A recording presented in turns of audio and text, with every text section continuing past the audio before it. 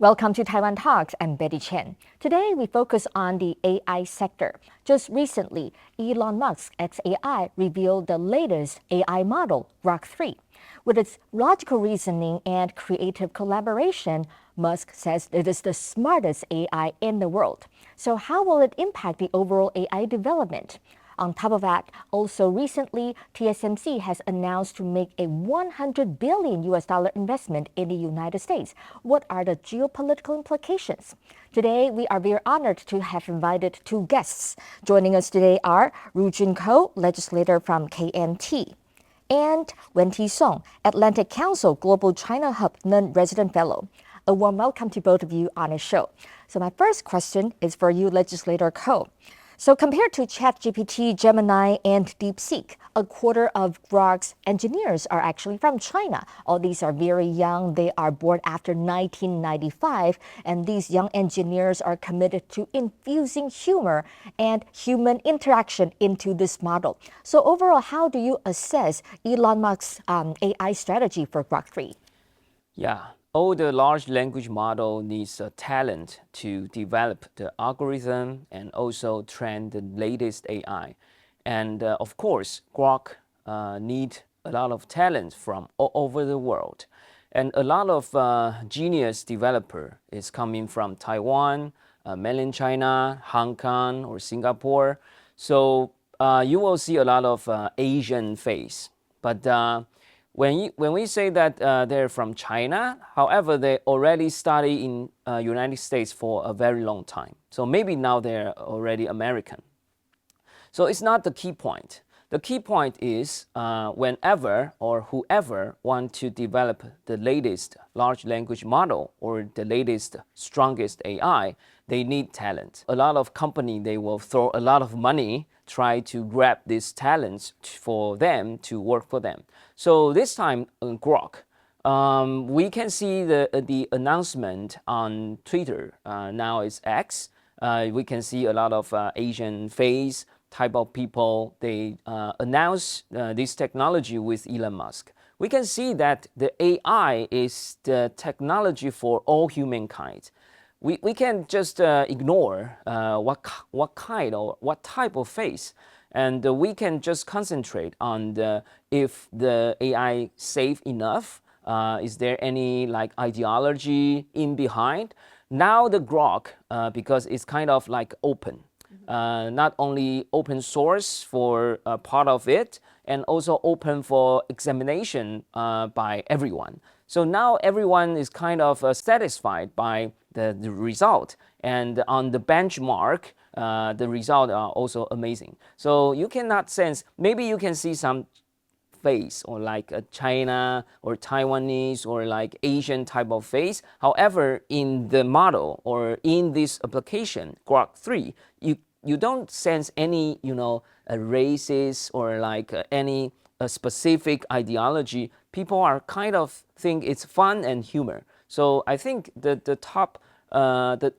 most important part is who do we have enough talent from everywhere. So Chinese talent, Taiwanese talent, Japanese talent, we all need that. And however, we need to make sure the AI will be safe without any ideology. Professor Sung, we talk about security. We understand that after the sudden emergence of DeepSeek from China, the whole world has been watching its amazing development with low cost, right? But there are still some cybersecurity risk for DeepSeek. For example, many countries like Australia, the U.S, South Korea, and Taiwan, Japan, we have some restriction for its use. So what would be the specific concerns for DeepSeek?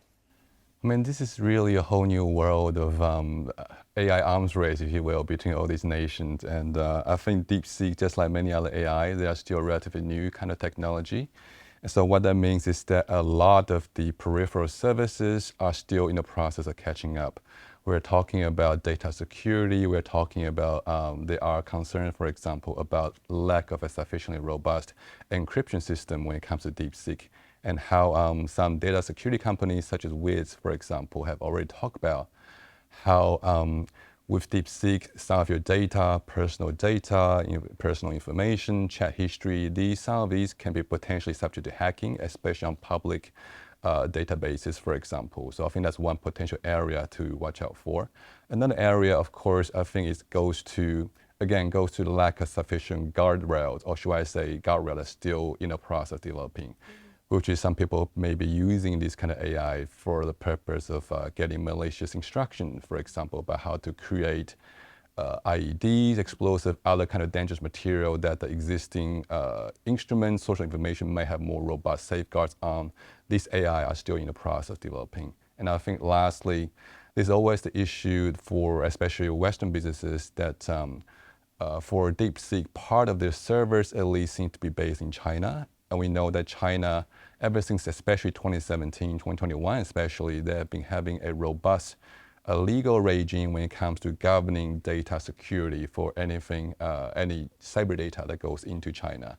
And if you're an international business, if you're doing more, let's say, manufacturing or something that's less multifaceted in nature, for example, and you do business with Chinese businesses and have your data stored in Chinese server, that's probably fine. But with AI, people use it for any number of things for so many spheres of life, which means that the kind of data you give and that gets served in Chinese servers may be a potential risk factor that people need to be thinking a little bit more on. Definitely. So, because this is such a newly developed technology, DeepSeek, as we know, is more vulnerable to jailbreaks during testing. So I think this is a very technical aspect. So Legislator Ko, could you please tell us a bit more about that? And why does it raise cybersecurity concerns? DeepSeek, originally, if we check their academic paper, the paper is neutral because they just release how they build DeepSeek. And the other thing is DeepSeek model itself. The model itself is safe because they kind of open source the weight of the data, how they compute and how they generate the large language model. However, there are some cybersecurity risk is from their application. So when we talk about the cybersecurity risk from DeepSeek, we have to separate different situation or scenario. The paper, academic paper, is just the mathematics, is neutral. And the model, large language model itself, it has some ideology inside. However, you can remove it. You retrain. So if you download the model and run in your computer by yourself, it's safe. And then there's something dangerous that if you install the application made by DeepSeek company in your iPad or iPhone, or you log in their website and sign up as a user or account, maybe you're compromised, maybe. So there are some cybersecurity issue. However, I don't think people need to be too nervous. And we have to rationally think about this technology. They did some great job. They did some great job on try to low cost and use less computing power to get a great result. So the model right now, the United States, a lot of startup or company like Perplexity, they kind of retrain the model or like jailbreak the model and try to remove the ideology inside the model, and they successfully did that. So, and also in Taiwan, we have some team in Taiwan try to retrain and kind of brainwash or like re-brainwash or like relieve and try to have free value or free speech or like embrace the democracy. So technology is neutral and academic paper is neutral and the model itself is safe. However, whenever you want to install the app by the DeepSeek or online use the DeepSeek.ai, then you have to be careful. Mm-hmm. So my question for you, Professor Sung, we understand that China and the United States have been facing fierce competition, whether in trade and now in technology. So how do you see the AI competition overall between China and the United States? It's certainly the new great frontier, I think, between the two sides and between the two superpowers in the world at the moment. I think AI is one area in which everybody puts so much of their own information in, and that one something that takes up so much computing power that had reverberations for electricity, for many other sectors of the economy as well. So, which is why I think it's one major area that we all watching out for at this juncture. And I think the nature of AI also means that oftentimes the larger economy of scale that have come to know so much in economics may apply extra more when it comes to area AI, whereby winners get to keep winning more and losers who may have a harder time catching up, which is very different from other traditional kind of economies market we're talking about here. And to be more specific, now we are talking about these companies from China and the United States. So the Chinese AI model, we talk about DeepSeek, and also we have Baidu's Ernie Bot. They're developing really rapidly. How do you see these Chinese companies? Do you think that they can be strong competitors against these U.S. companies? Like, how can they compete with Elon Musk, or how can they compete with ChatGPT? Yeah, right now all over the world they are compete with who can make the smartest AI, and of course China want to make something, and as a user, like I'm using iPhone made by Apple, they need some AI to interact with the Mandarin user. So the latest partner work with Apple is Qwen. It's another AI made by China. So China company, they're trying to catch up because like 2 or 3 years ago, there only one large language model made in the Western world. And the Western world AI didn't quite know more about Mandarin or like Chinese. So China want to make their own. They have a lot of goals on that, or they just want to do something. So the China company, they kind of have some breakthrough, and they want to jump into this battlefield. In the near future, every company, they compete with whose AI is more, smarter, right? So, and when we talk about the national compete, or like geopolitical challenge, and the key question will be who owns the smarter AI? The China owns smarter AI, or United States owns smarter AI? So Chinese company, they're facing some challenge because there's some GPU didn't allow to transfer into the mainland China.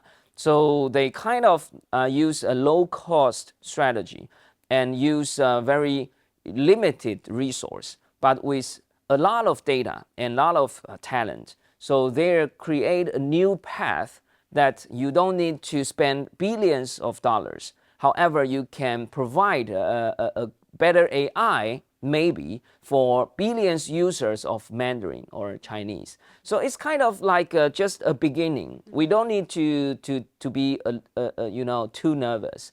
Now we just understand that the AI will not only come from the Western world. Right now, even you just forbidden something to import, or you just say, no, don't develop AI by yourself. However, they will just do it. So now there will be more and more AI made by China company, made by Japanese company, made by Taiwan maybe. So now it's a new phase for the large language model and for the next era of AI. So now let's take a step back. We've been talking about Grok 3, and definitely we'll have to talk about Elon Musk. Now he is a very important, I won't say sidekick, he's a key man in the Trump administration. Not to mention that he has built the DOGE, Department of Government Efficiency. In the same time, he's wearing different hats. He's still a very important technology figure in the world. So how do you see Elon Musk's position and his influence in the Trump administration, Professor? He's certainly a major figure clogging all the limelight at the moment, really. So, I mean, during Trump 2.0, if Trump is Batman, then Elon's basically Robin at this juncture.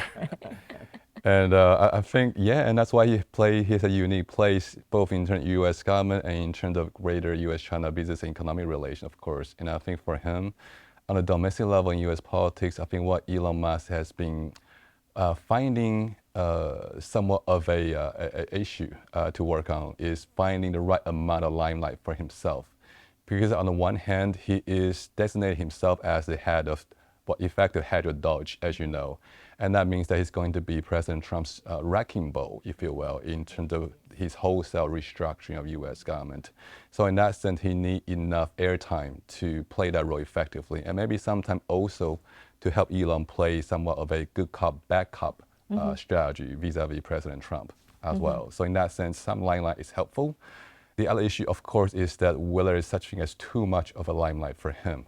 We know that Economist, for example, back in, I think, early February, had a cover page featuring Elon Musk in the West Wing in the White House, for example. And so that may be also a challenge he may need to figure out in terms of whether there's such thing as too much attention during the era of Trump 2.0. It's sufficient to say, however, that in the more economic front, Elon really has a special place in the sense that even in spite of all the talks about decoupling, for example, Elon still has sufficient, indeed a very robust business presence in the Chinese market itself, including a major manufacturing facility And in the for past, Tesla. he really, he had very friendly relations with the Chinese government. He visited there a few times, right?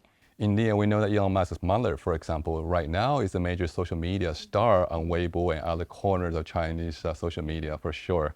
So I think for him, also he seemed to, at least so far, seems to be having somewhat of a license to continue playing that role of being a bridge to China as well. Because if you think about how, yes, Trump is about bringing back manufacturing jobs to the U.S., and Trump won the presidency in main part because he was able to win the Rust Belt, of which automobile industry is a major sector.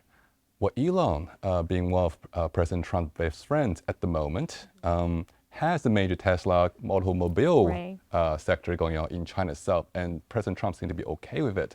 So it's in that sense that Elon's access to, as well as business presence in China, especially in politically sensitive sectors such as automobile, one that's also about smart car and therefore has a more technology element going into it, makes him a very special figure when it comes to President Trump's domestic agenda, as well as broader bridge-making role in U.S. and China as well. Yeah, let's see if he can keep playing this bridge-building role in the future.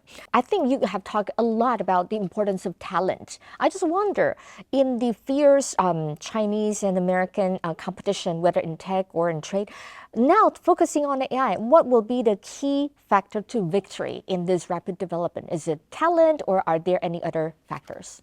Yeah, I think we just heard something very interesting. If Elon Musk is playing a role in the Batman movie, maybe he's not Robin, maybe he's Alfred, because Alfred is collecting all the resources for Batman and Robin, right?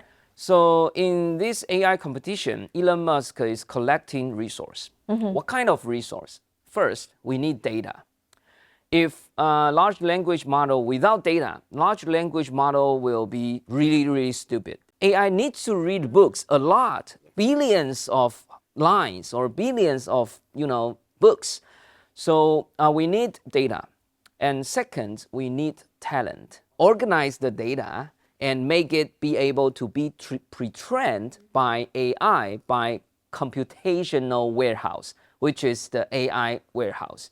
We need a lot of GPU. So we need data first, and then we need talent. And then we need GPU, the computing power, and we need sufficient power, like nuclear power or SMR, or like, a lot of power from any kind of way. So I think Elon Musk is really smart. He thinks this will be really, really important. The only thing that China doesn't have is computing power, because they don't produce their GPU by themselves. They need maybe TSMC, they need NVIDIA. However, they have a lot of resource on energy, on talent, and also on data, because they're kind of a different model of politics, right? So they can collect a lot of data to train really smart AI. So that's why when we talk about Elon Musk on AI, you can see that they want to open up. They embrace the open source strategy. They encourage government or like private sector or the whole society. We need data. We need open. We don't need too much regulation, because we need openness. We need transparency for us to compete with, another type of AI. So now we can see that Taiwan, we have chips, we have maybe some data, we need more. We have talent, and maybe we need more energy. So, if we are trying to compete with others on AI, we have to know what kind of cards on our hands and try to make it, a better competition with others. You talk about all these things that we have in Taiwan. So for Professor, what will be the winning strategy for Taiwan in this fierce AI competition? We have TSMC and we have the talent, but what do you think that can make Taiwan really strong in the AI sector, Professor? I think Taiwan obviously has a lot of talent, as Legislator Ko just mentioned, for example. And I think what Taiwan needs at the moment is find ways to broaden its market reach internationally. And a lot of time, of course, we used to talk a lot about finding free trade arrangement with U.S., for example, and now we, of course... It's really difficult, right? It is certainly, now we've had challenges, yes. It was, now we've had challenges before when we talk about multilateral ones like CPTPP. It's probably under even more situation that are even coming into the picture now that we have a much more mercantilist international economic order going on for sure. But yeah, and that's why I think also Taiwan needs to find a way for more creative diplomacy and to find new areas of access and networking where they were none before or where we might not have think about before. So we used to think about international economic order as somewhat of a hub and spoke model where U.S. is at the center and they connect to all the other nodes, that's all the other economies. Now that we have a much more mercantilist leading power in the world, I think Taiwan needs to find room for more ways to network through the U.S., but also in spite of the U.S. as well. And I think that's how Taiwan is going to find international audience, international market, and talent as well. Talking about the global market, now let's shift our focus a bit. Let's talk about TSMC's big announcement. That is, they're going to make a $100 billion in the United States. We saw on the news that C.C. Wei, the CEO of TSMC, he was in the White House standing next to President Trump, making this huge announcement. But what's the significance? What do you think? Well, they're going to build 6 fabs, including an R&D center. So, Legislator Ko, based on your assessment, does this investment make Taiwan safer or more vulnerable? Yeah, now it's hard to say. However, we're kind of a little bit worried because even Silicon Shield is a conceptual idea. However, if Taiwan be more important, then Taiwan will be more safe. If you're talking about a benefit of a company, we can understand that they have to go outside. They have to go abroad. They have to expand their business benefit from all over the world to grow.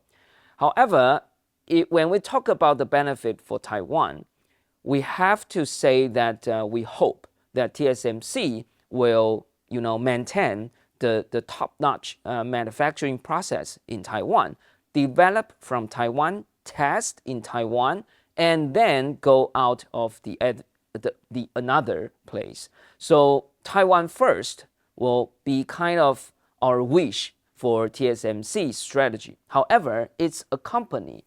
Even though our government is the single largest shareholder, they own kind of like almost 7% of the share of TSMC. However, we have to respect the strategy made by TSMC. However, we also need to be rational to think about the situation in Taiwan.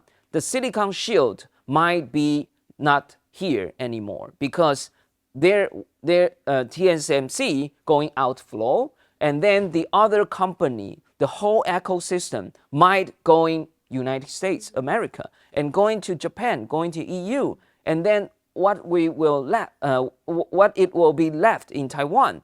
So we kind of not so sure, right?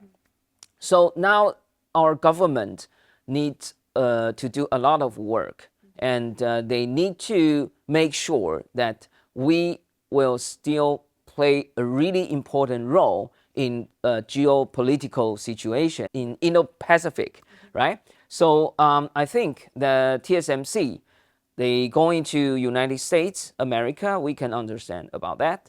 But we want that not so soon or not so quickly Now the announcement is kind of 100 billion additional investment without a time, a frame or a due date. We just hope that the latest manufacturing fab will stay in Taiwan and develop from Taiwan. And Trump only has 4 years of term, right? So we'll Let's see. see. Yeah, let's see.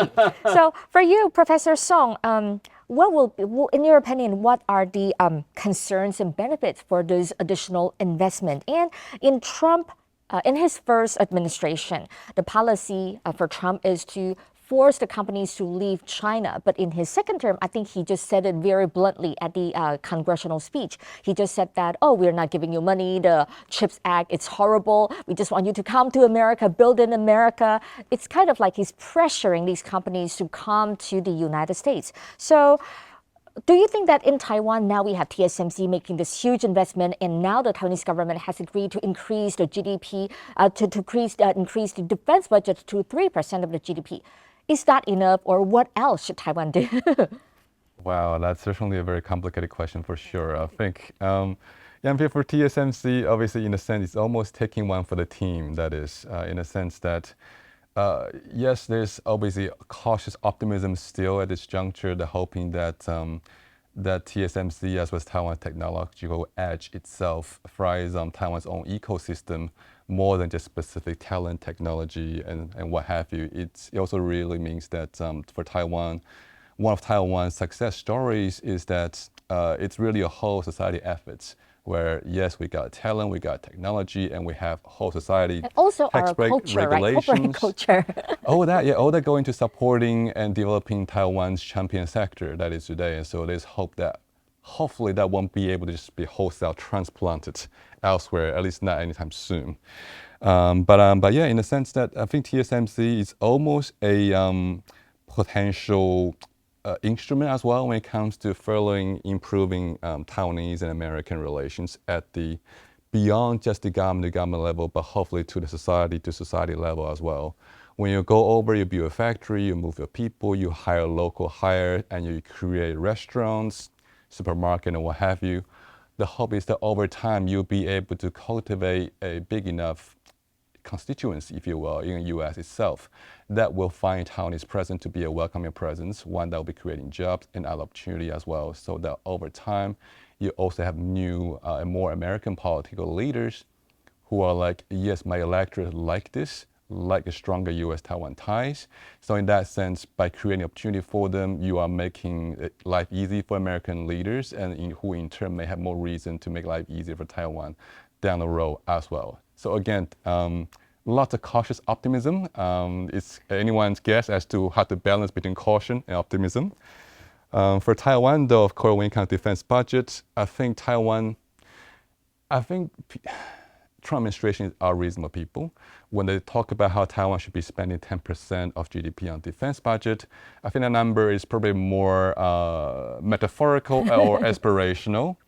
And so I think what Taiwan needs to do when it comes to that is to show that, yes, Taiwan has the clear-cut subjective will and the resolve to do its own fair share when it comes to boosting Taiwan's own defense. As to whether Taiwan can match the specific percentage or not, that require a certain conducive objective conditions, some of which are inside Taiwan's control, others may not be. So I think Taiwan is much more important to show this willingness to do as much as it reasonably can on its own. And I think people will hopefully understand. So my final question for you, Legislator Ko, as a legislator, how do you think that the Taiwanese government should navigate this complicated U.S.-Taiwan relationship during the Trump administration? Yeah, this is really important question and really nice, great question. When we talk about Trump 2.0, I think there is one thing very interesting is they or he or U.S. government, maybe they don't want to play a role as a peacemaker. Maybe they want to have this hat on on their head about peacemaker, but they want the other country or nation to pay themselves, right? So the signal right now, for example, like 10% or defense budget, or like 25 or 50% of tariffs, is just a mission for every country that you need to do something by yourself You need to do something. Don't do nothing and want us to help. So right now, the main challenge for our government is do something. We still have time. Right now, according to Trump's number, that 97% of chips is made from Taiwan or by Taiwan. And 90% of AI warehouse is built with Taiwanese companies' help. So Taiwan is really important. We still have time, maybe 5 years, maybe 10 years. And in these 5 or 10 years, our government need to be really careful and do a lot of things. For example, like software first or diverse our industry, not only hardware, not only semiconductor. We have a lot of talents on cybersecurity, computer vision, AI, robotics. We have a lot of industry we can, made for Taiwan to be like next TSMC. So then we will have TSMC S, right? So and our government need to be be there, because in this negotiation with Trump and CC Wei, there's no room for our government. We don't see that. And our Ministry of Economy, they say, we don't know before and then we know it now or afterward. So I hope and we believe our government will be smart enough and try to do something for us and as soon as possible. So make our industry more diverse and make our energy source more diverse. For example, like Google, Microsoft, OpenAI, they're investing the small module reactor, a new type of energy source. We need that. So please do that as soon as possible. Thank you so much. And thank you. That's all the time we have for today. So thank you so much for your insights. So if you like our show, please search for us on YouTube and click subscribe. Thank you and see you next time.